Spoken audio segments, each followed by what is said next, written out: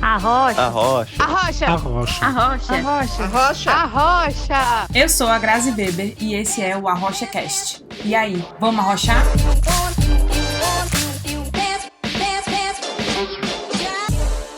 Olá, rocheiros! Estamos de volta e hoje a gente vai continuar o papo que a gente estava tendo com a Manu no episódio passado, só que dessa vez a gente vai explorar não o negócio, né, o coworking da Manu, mas a Manu como ceramista, né, a arte dela, como é que surgiu a Manu Souza Cerâmica. Ela falou um pouquinho sobre a carreira de design, né, e que ela foi do design para a cerâmica, mas vamos explorar mais um pouco isso. Então, muito obrigada, Manu, por ter topado de novo participar dessa conversa. E para começar logo esse papo, eu queria te perguntar como é que rolou essa coisa de vários países que tu já morou tu falou no episódio passado, né, que tu morou esse é o 7º país, Portugal. Como é que surgiu essa coisa de vários países, assim? Como é que tu pensou na mudança? Tipo, normalmente as pessoas, elas geralmente, sei lá, ficam, assim, não é muito comum, né, a gente ver uma pessoa que mudou tanto, assim, de países pra, tipo, pra trabalhar, pra viver mesmo, né? E aí eu queria te perguntar como é que surgiu isso, de onde é que veio? Obrigada eu, Grazi, de ser convidada para isso. E é bom passar um pouquinho mais essa história de nômade. Foi o que eu vi por muito tempo. Você é nômade? Como assim? Por que você muda tanto? É o seu trabalho. E eu sempre falava, não, é uma escolha. Como é que surgiu isso de estar mudando tanto? Bom, primeiro eu sou de Aracaju e me formei em design. E com um ano de formada eu fui para o Rio para começar na PUC um mestrado em design. E aí o meu professor, que me orientou na faculdade de design, perguntou se eu queria ensinar. Você quer ser professora, Manu? Eu fiz, lógico que não. Lógico que eu não quero ser professora. Por quê? Ele fez, olha, você terminou o seu bacharel, você vai fazer o mestrado, vai fazer um doutorado, pós-doutorado, e aqui no Brasil você só vai servir para carreira acadêmica. Por isso que eu estou perguntando, você quer ser professora? E eu disse, não, como é que eu mudo isso? E ele fez, eu se fosse você, porque é o seguinte, eu teria toda a teoria, segundo ele, e concordo plenamente, mas eu não teria prática. Sim. Eu teria só o que eu vi nos livros, né? Experiência, que era criar, entrar na agência, trabalhar. Não dá para fazer as duas coisas ao mesmo tempo, a gente sabe disso. Quem foca no estudo tem que escolher trabalho ou estudo. E aí, no máximo, ser bolsista, mas ainda assim que dá trabalho. E aí, Sim. o que ele fez foi, eu se fosse você, eu faria carreira internacional. E eu falava, carreira internacional? Você acha que eu vou para onde? Ele, primeiro país que surgir oportunidade, lá. Vai de lá, vai ser um processo. Você vai mudando, vai aprendendo e vai ser a melhor coisa para você. Quando você quiser parar, qualquer altura do tempo, você faz seu mestrado. Não precisa ser agora. Ok. Sim. Então, eu acho que em menos de um ano eu tive a oportunidade de ir para Angola. Eu fui para Angola sem emprego, sem nada. Eu fui para Angola porque eu tinha um amigo que já vivia em Angola, que foi meu professor, e ele tem muita oportunidade cá. Foi logo depois que acabou a guerra. Minha mãe, quando eu disse que ia para Angola, minha mãe se assustou e fez, está em guerra, o que é que tu vai fazer lá? Eu fiz, mãe, não tem mais guerra. Prometo, se eu ver algo estranho, eu volto, te juro. E eu fui para Angola, assim, sem saber o que ia fazer da minha vida. A minha primeira entrevista foi na primeira semana que eu cheguei, e nessa primeira entrevista eu já tinha o meu emprego. Eu trabalhei 2 anos numa empresa, e no meu 3º ano eu abri minha própria empresa. Eu fiquei 9 anos em Angola. Talvez eu tenha ficado muito tempo em Angola, porque, tipo, como eu tinha o meu negócio, eu não queria fechar. Para mim era tipo uma falha, era... não, tipo, você sabe que não quer, mas você não consegue dizer não, sabe? Sim, exatamente. Sei demais. Dói, sabe, né? Dói. Mas chegou uma hora que, tipo, amei viver em Angola, aprendi muito em Angola, não só a parte de trabalho, mas de dar valor a pequenas coisas. Em Angola eu passei 45 dias sem luz em casa, acreditando que ia chegar no dia seguinte. Falta de água, insegurança. A gente fala do Brasil, mas, tipo, concorre tal e qual. Mas Angola me ensinou. Para mim foi minha segunda faculdade, foi em Angola, e agradeço todos os dias ter passado por lá. Só que chegou uma hora que eu não queria mais aquilo. Não era o dinheiro que eu ganhava, era como eu vivia. Eu queria qualidade de vida.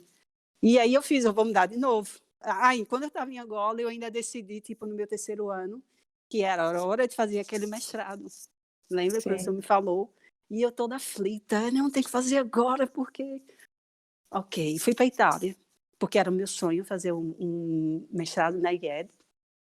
Sim. E só fiquei 3 meses. Mas o mestrado durava quanto? Não, eu nem comecei o mestrado, eu comecei a estudar língua, porque o mestrado era em italiano. Então eu fui Sim. para a escola de línguas, em italiano, né? 3 meses eu fiz, não é a hora, volta. E voltei para Angola, e aí fiquei os 9 anos em Angola. Então Sim. Roma foi um dos lugares que eu me apaixonei, mas que não foi na hora certa. E aí eu voltei para Angola, até a hora que eu fiz, gosto de Angola, mas eu quero qualidade de vida, eu quero se ter uma família, uma casa, sabe, e viver em segurança. E mudei para a África do Sul, Cape Town, Cidade do Cabo. Cape Town me lembrava muito o Rio de Janeiro. Ah, não sabia. Você tem, tipo, praia, montanha, tudo muito perto, como é no Rio. E, tipo, é uma cidade muito viva, turismo. E eu fui de férias e me apaixonei. Eu vou viver aqui para sempre. Eu gritei da Table Mountain, dizendo que, eu vou viver aqui para sempre. Eu vivi 1 ano e 8 meses. Não foi para sempre. Lá eu aprendi que o para sempre, tipo, risca dicionário e altera por agora. Eu vou viver agora. Então, Cape Sim. Town eu fiquei 1 ano e 8 meses e o que eu não me adaptei lá é como um cidadã, eu não tinha direito nenhum. Eu pagava impostos e acontecia as coisas mais inacreditáveis. É um país que você só tinha obrigações. Sim. E a parte também segurança. Eu, como mulher, não saía à noite. É a cidade que é o país que tem o índice maior de estupro. Então, tipo, nem pensar. Então, Entendi. era algo muito bonito, mas na foto. No dia a dia, não dava, não dava. E aí, vamos mudar de novo. Fui para a Suécia. País organizado, eu fiz, é lá que eu vou viver, é lá que eu vou viver para sempre. Olha o meu tentando a palavra sempre de novo. E na Suécia eu vivi 1 ano, tudo funcionava, é verdade. Eu era respeitada, eu tinha um trabalho. Foi um dos poucos países, eu trabalhei com um emprego no Brasil, em Sim. Angola e na Suécia. Porque em todos os outros países eu empreendia, eu tinha o meu negócio, ou trabalhava como freelancer, quando era um curto espaço de tempo. E na Suécia tudo funcionava, não é? Mas para mim era muito frio. A gente estava falando há pouco de frio. Era Sim. um país frio. Quando eu digo um país frio, é a cultura. Então, a gente latino, sabe, tá junto, fazer amizade super fácil, esquece. Eu em 1 ano fiz um amigo. E eu Nossa, fiz, não é para mim. não ia ser pra mim também não. Não ia ter Não, não. nenhuma condição. Então, os suecos, assim, são super educados, sempre fui respeitada como pessoa, mesmo sendo imigrante. Eles não olham para você e faz, sai daqui, sai do meu país, como tinha xenofobia nos outros países. Porque em África, o que é que se sente muito? A cor. Eu não sou Sim. branca, eu não sou negra, eu sou mestiça. Então, tipo, eu em Angola, visualmente, eu não era dali. Eu na África do Sul, eu visualmente não era dali, porque nem era branca, nem era negra, porque não tem o meio termo na África do Sul. Então, eu sempre era vista como estrangeira, Sim. visualmente, eu nem precisava abrir a boca. Então, na Suécia também, mas lá eu era normal.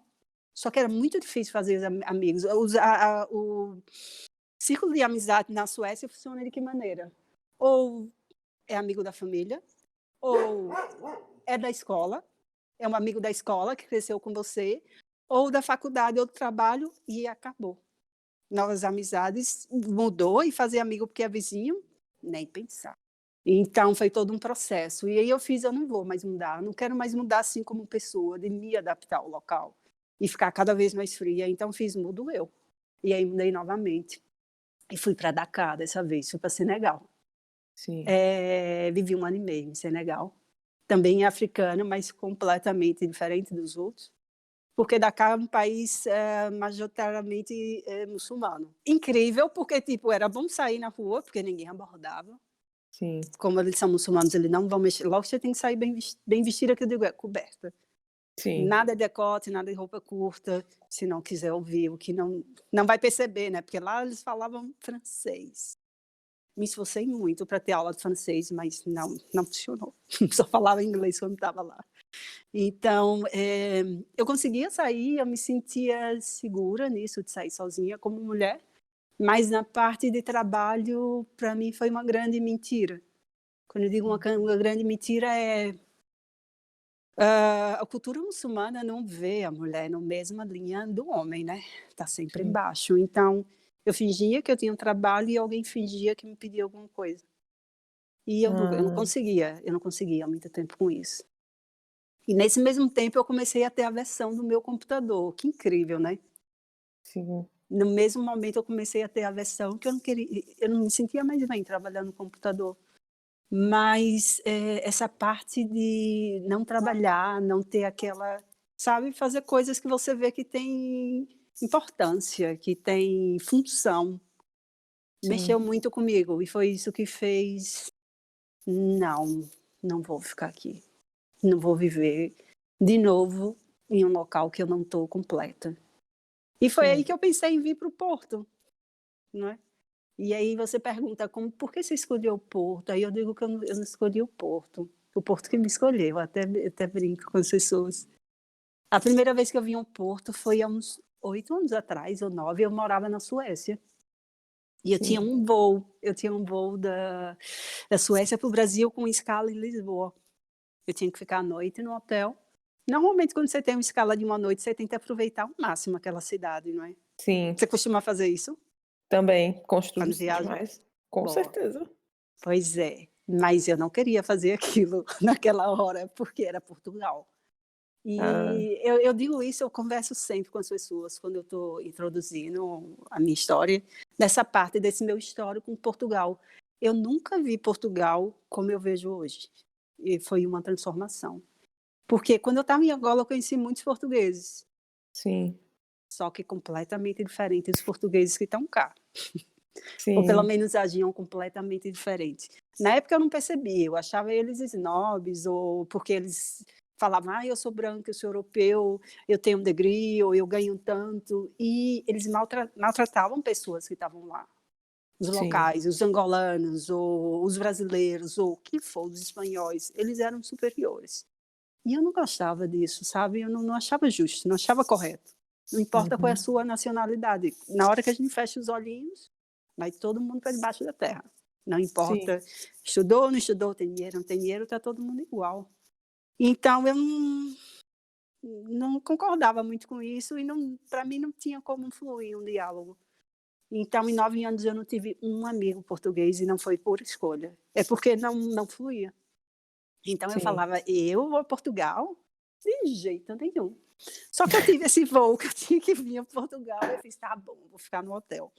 E aí uma das minhas amigas que a Gi já vivia cá há anos em Lisboa, e fez: "De jeito nenhum, a gente vai sair, a gente vai tomar uns copos e a gente vai colocar a conversa em dia". E eu: "Que copo? Eu vou ficar no hotel que eu não quero perder meu voo". Aí ela: "Não, Manu, pelo menos a gente janta, tá bom? A gente sai, a gente janta e dorme em minha casa e eu te deixo na hora certa e tu não perde teu voo". Tá bom.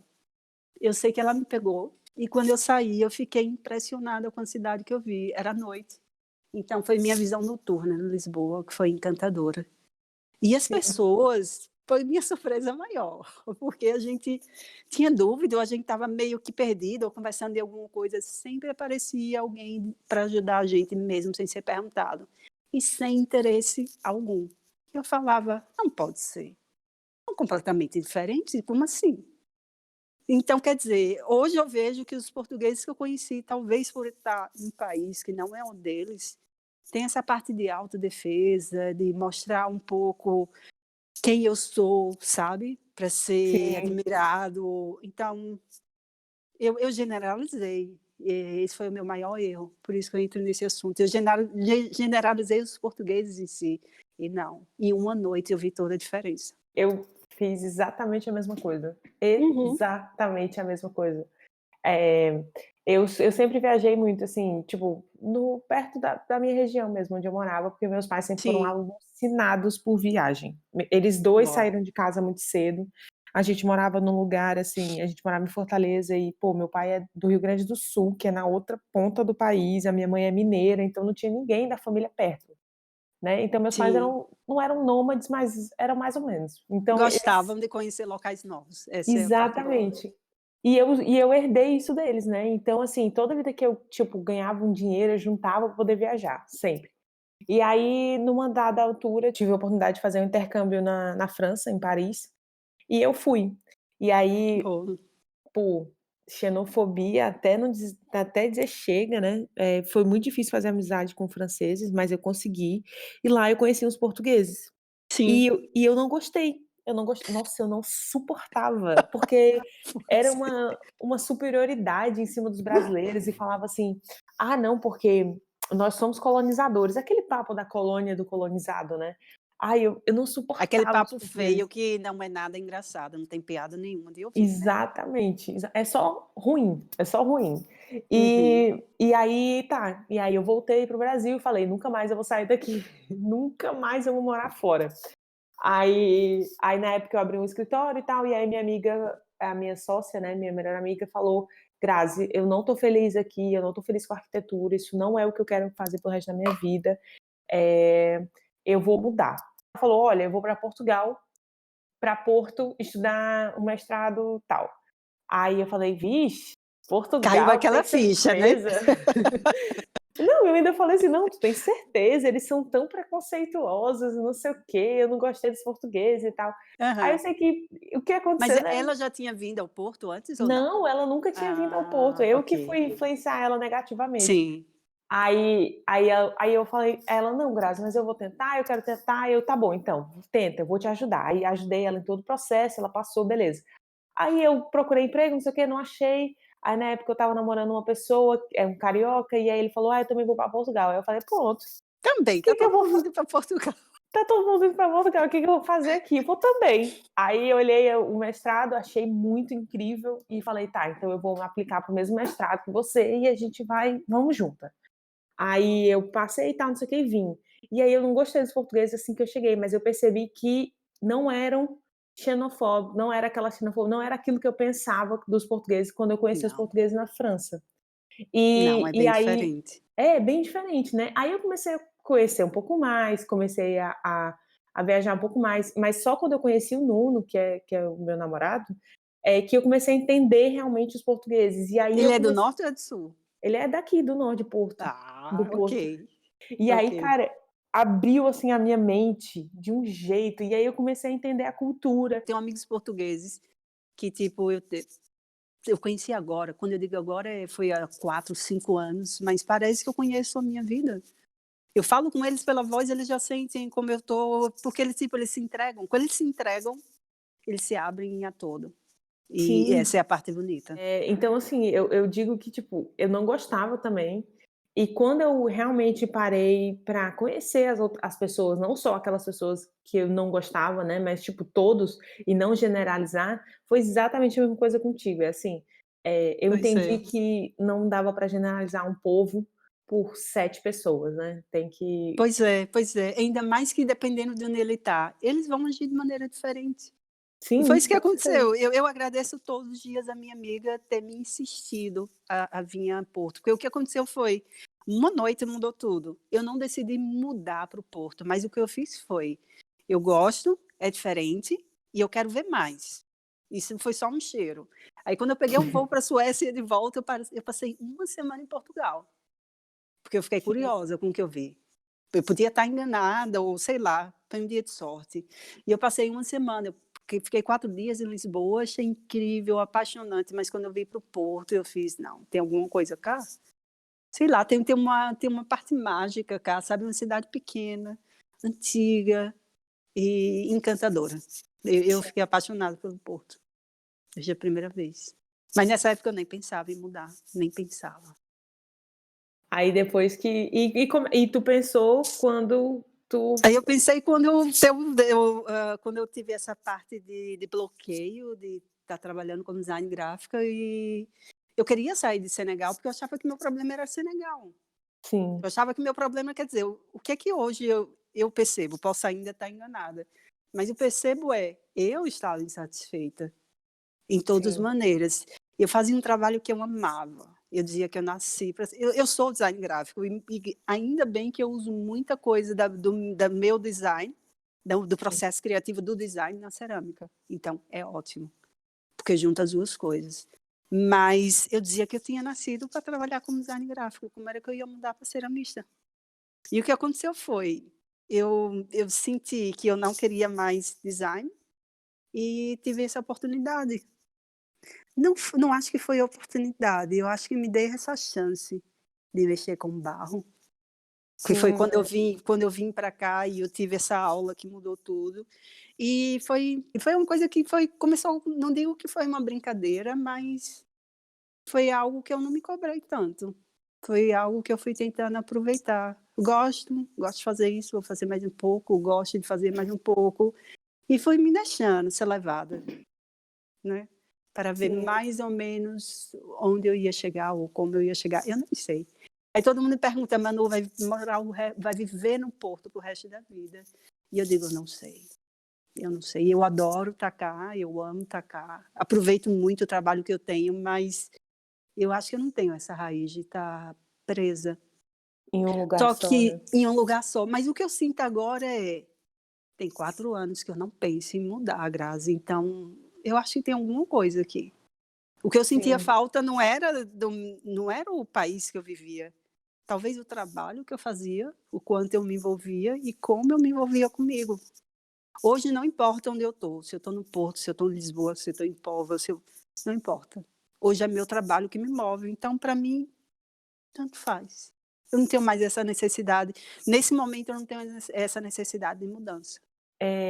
eu gosto mesmo é de ser livre, sabe, de mudar, se eu quiser mudar milhões de vezes de profissão, de lugar, de tudo, E eu acho que a né. gente tem que não ser assim, porque não é porque meu pai era citricultor que eu preciso ser citricultora, sabe. Eu acho que Sim, tem que ser uma escolha sua, e se nesse momento o que você faz não te preenche, é o que eu digo quando as pessoas: "Vem cá, experimentem". A gente dá workshop falando de trabalho, eu dou workshop a sim, grupos de normalmente, em uma época normal, de 8 a 10 pessoas. E eu lhe digo que 70% das pessoas que vêm cá não estão contentes com o trabalho que têm. Eles estão na zona de conforto, sabe? Pago sim, minhas contas, é o que eu sei fazer. Quando eu me reformar? Pensam assim. Então o que eu digo é: "Gente", aí eu conto uma história, aí eu entro o que aconteceu comigo, como eu trabalhava, que eu ganhava bem, que eu mudava, que eu viajava, que eu fazia, mas que me faltava. Na hora que eu me permiti experimentar coisas diferentes, quando eu fiz a cerâmica, eu não fiz num intuito de me virar ceramista, de jeito nenhum. Eu fui para aquela aula porque eu queria experimentar, eu queria saber o que é. Eu estou em Portugal, tem influência do barro, da cerâmica, dos azulejos azuis e branco, então, por que não? Se eu estou aqui, eu vou experimentar o que sim, Portugal tem. E eu fui puxada pela cerâmica e uma coisa que cada vez eu quero ir mais a fundo.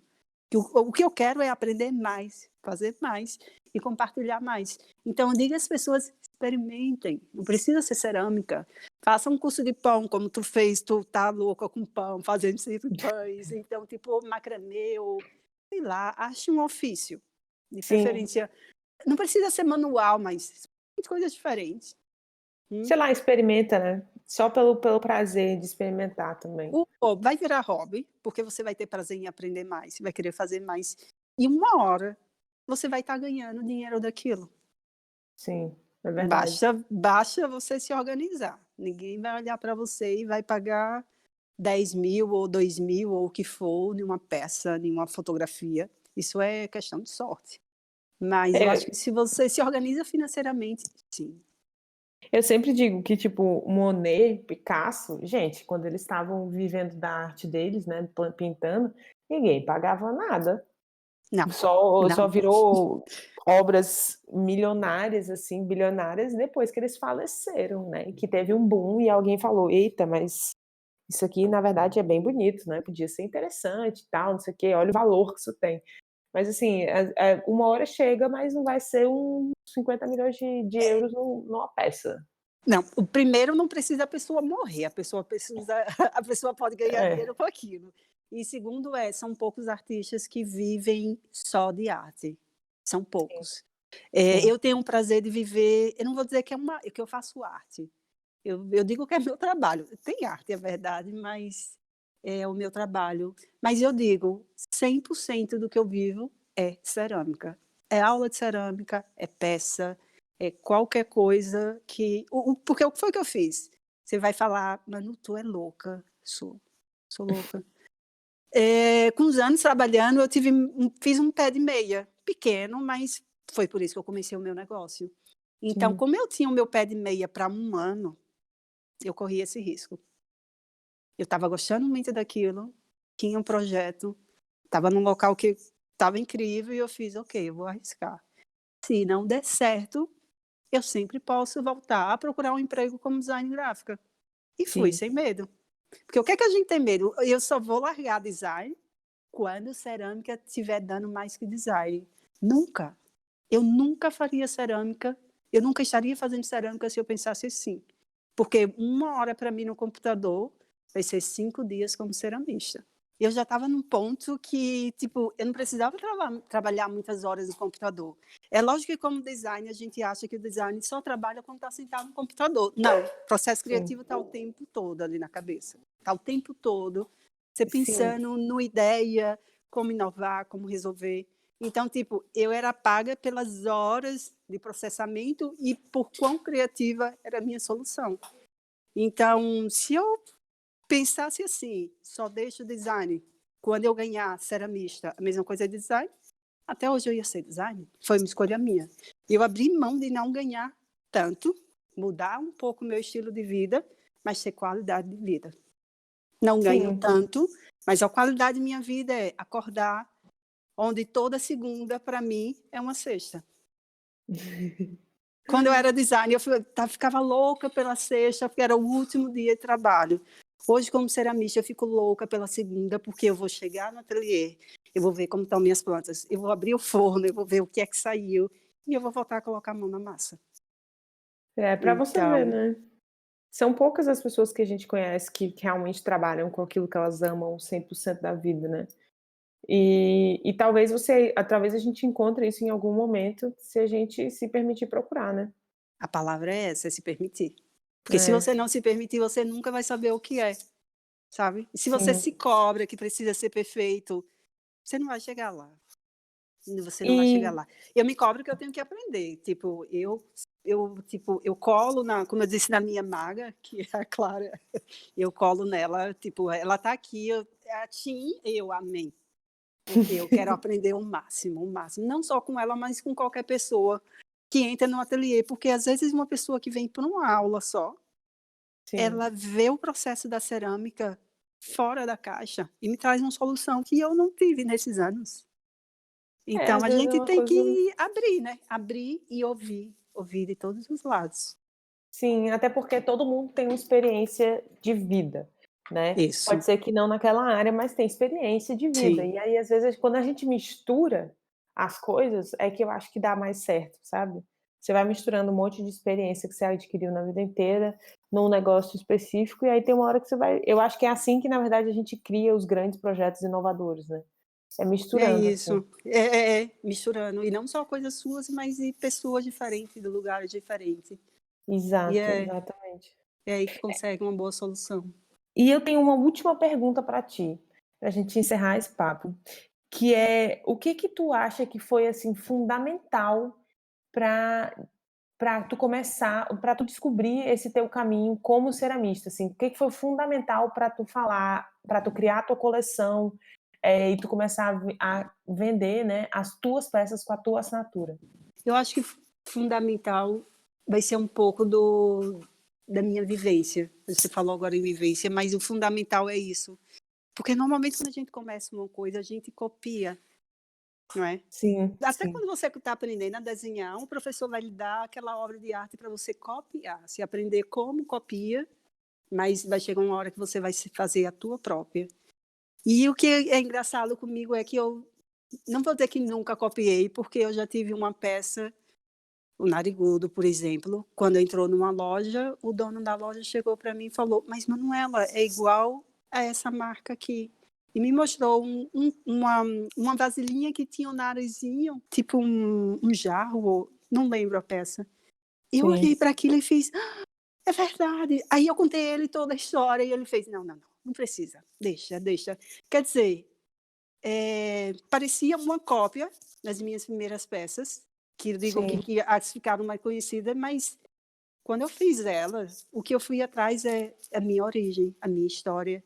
Como é que eu posso fazer isso? Então, o mais importante para eu começar a fazer minhas peças, primeiro foi eu acreditar em mim mesma e trazer a minha história para elas, porque senão eu estava fazendo peças comerciais. Se eu só faço Sim. um copo porque vende, não é esse o meu intuito. O que eu quero é contar uma história. Resumindo, o que eu quero é, tipo, contar uma história, que não é a história, é um pouco da história da minha vida, mas que você vai olhar para aquela cara e vai reconhecer um pouco da sua, ou um pouco do teu namorado, ou da tua mãe, ou, sabe, de pessoas próximas, e vai Sim. associar. O que eu quero é humanizar mais, personificar peças, sabe? As peças têm que deixar de ser peças. E tem que Sim. participar da sua história de algum jeito, seja na parte decorativa ou seja na parte de utilitário. Um prato não é para ser só um prato. Um prato Sim. tem que, para mim, um prato tem que ser como se fosse uma pintura. Quando eu ponho a comida que eu como dentro, ele tem que estar bonito visualmente. Eu vou comer muito melhor, tipo, vai ser muito mais agradável se meus olhos comem primeiro do que a minha boca. Sim. Então, é acreditar em si e trazer de você, não importa o que é que você está fazendo, mas trazer um pouco da sua história, da sua origem, das suas experiências para o seu trabalho. Eu acho que isso é que dá aquele input que torna você diferente. Porque senão qualquer pessoa pode fazer aquela peça. E Especial, né? você não tem diferencial. Sim. Sim, Eu com acho que é isso. certeza. Eu posso estar errada, mas eu acho que é o mais forte. Eu acho que foi o mais forte, e é isso. E acreditar. Eu fui É, criada sim. com tantos irmãos e uma coisa que eu agradeço na minha mãe era ela sempre disse: você é capaz de fazer o que você quiser. Você só tem que saber como fazer. Tipo, insista. Mas ela sempre apoiou a gente desde pequeno. Essa é a parte Eu boa. imagino que ter crescido com vários irmãos foi divertido, porque você viu várias pessoas diferentes, né. Acho que a gente acaba, sei lá, se acostumando com essa diferença de personalidade, assim, não sei. É. Eu digo que foi a minha primeira escola. Eu escrevi um post na semana passada que a minha primeira, eu compartilho no trabalho, né, mas a primeira ação de compartilhar foi quando eu estava na barriga da minha mãe. Eu tive que compartilhar um espaço pequeno, molhado, escuro, com minha irmã gêmea por 9 meses. E eu tive que compartilhar a casa com todos os meus irmãos. Então, tipo, é uma escola porque a gente vê rostos, humores, pessoas diferentes vivendo no mesmo espaço e que precisa ser respeitado e que precisa ter um bom convívio de todos. Então, desde pequena, a gente foi isso, em respeito com o próximo, compartilhar e incentivar quem está do seu lado, né? Então é isso, Manu. Olha, sério, foi assim, começou como um papo para conhecer mais a Manu Souza ceramista, né, e terminou como uma grande aula de ensinamento de vida, de lição de vida e inspiração, né, porque, Epa, ganhei o dia. pô, Ganhei fiquei o muito dia, uau. é inspirador, assim, você escutar uma pessoa que viajou tanto, que já conviveu com tantas culturas diferentes, que já foi e voltou várias vezes, e tá seguindo o seu caminho e tal, né, forte, Pois é, e tem que e ser. ensinando o que sabe, assim, então é muito legal. Muito obrigada pelo papo, pela inspiração. Eu que agradeço e te espero cá. Logo que, Ai, logo que abra esse confinamento, não tenha dúvida põe um pezinho que cá, tá? estarei. Bom, a página, quem quiser seguir um pouco mais o trabalho, tem a página da Nu, que é Nu Coworking Criativo no Instagram, e a minha pessoal é Manu Souza Ceramics. E o que eu deixo de recado é confia mais em você, procura um hobby, procura uma atividade que você sinta prazer, que no início Sim, seja mesmo uma experiência, sabe? E quando você vê, você está sendo levado, está sendo arrastado para aquela área sem nem sentir. Mas fazer isso com o coração aberto, conectado com o que está fazendo. E normalmente quando eu trabalho com barro, eu nem pego o telemóvel ou nada. Sou eu, só tá ali, né. ponho uma música. Às vezes tem um dia de clássica, às vezes tem um dia de rock, mas tipo, sou eu e o barro. Sou eu e o Sim, barro, porque você tem que se entregar. Então, para qualquer outra atividade, se entrega, faz uma coisa de cada vez, vê o que é que gosta e eu acho que vai ter bons frutos, não importa o que seja. Então é isso, arrocheiros. Até a próxima. Tchau!